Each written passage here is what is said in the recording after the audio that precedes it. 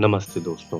दोस्तों, हिंदू धार्मिक ग्रंथों एवं स्मृतियों से हमें ऐसे कई शब्द एवं नामावली प्राप्त होती है जिसे जनमानस द्वारा उपयोग में तो लाया जाता है, लेकिन उनका असल अर्थ क्या है यह कोई विरला ही जानता है।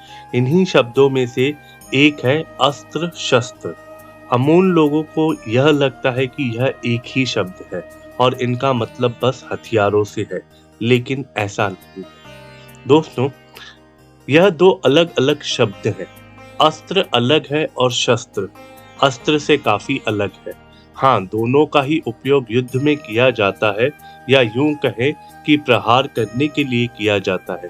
परंतु अस्त्र शस्त्र की परिभाषा की बात करें तो दोनों में बड़ा अंतर है। दोस्तों, पहले जानते हैं अस्त्र क्या है।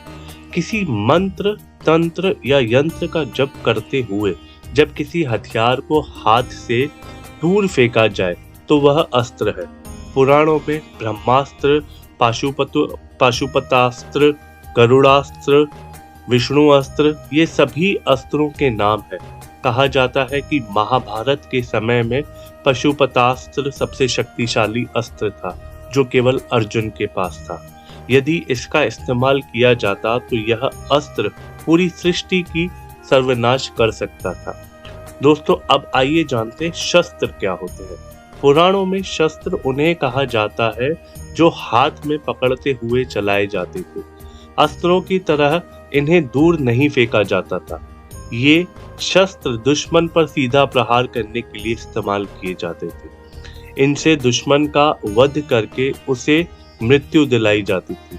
तलवार, परशु, गदा, त्रिशूल, बर्छा ये सभी शस्त्रों की श्रेणी में आते हैं।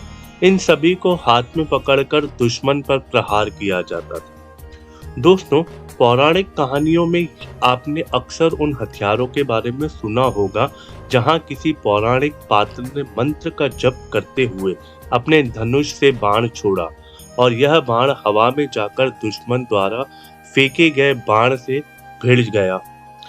फिर एक चिंगारी उठी, आग निकली, धुआं हुआ या कोई बड़ा विस्फोट हुआ। इसके अलावा ऐसे बाण भी होते थे जो हवा में आए सर्पों को भस्म कर दिया करते थे। दोस्तों, किंतु हाथ में गदा लेकर दुश्मन के साथ युद्ध करना, तलवारबाजी करते हुए अपनी कौशलता से युद्ध को जीतना, ये सभी शस्त्र कहलाते हैं। लेकिन कुछ जगहों पर अस्त्र और शस्त्र का मिलन भी हुआ है। पुराणों में धनुष को शस्त्र और उससे निकलने वाले बाण को अस्त्र कहा जाता था। दोस्तों, अब पहले ये समझते हैं कि इन दोनों में से शक्तिशाली क्या है। अस्त्र सबसे ज्यादा शक्तिशाली है या शस्त्र सबसे ज्यादा शक्तिशाली? दोस्तों, यदि अगर हमने अस्त्र और शस्त्र को समझा है तो सबसे ज्यादा शक्तिशाली अस्त्र होते हैं, क्योंकि अस्त्र को आप एक लॉन्ग डिस्टेंस, बड़ी दूरी तक अपने दुश्मन के पास भेज सकते हैं या वह यहाँ से चलाए उसकी दूरी से उसका वध किया जा सकता है। जैसे आज की डेट में आपने देखे होंगे न्यूक्लियर बॉम्ब्स, मिसाइल्स, ये अस्त्रों की कैटेगरी में आते हैं। तो दोस्तों, अस्त्रों और शस्त्रों में सबसे ज्यादा शक्तिशाली अस्त्र हुआ करते हैं। जैसे नारायण अस्त्र, ब्रह्मास्त्र, ये सबसे ज्यादा शक्तिशाली अस्त्र है। दोस्तों, जानकारी अच्छी लगी हो तो वीडियो को लाइक एंड शेयर और चैनल को सब्सक्राइब जरूर कीजिएगा।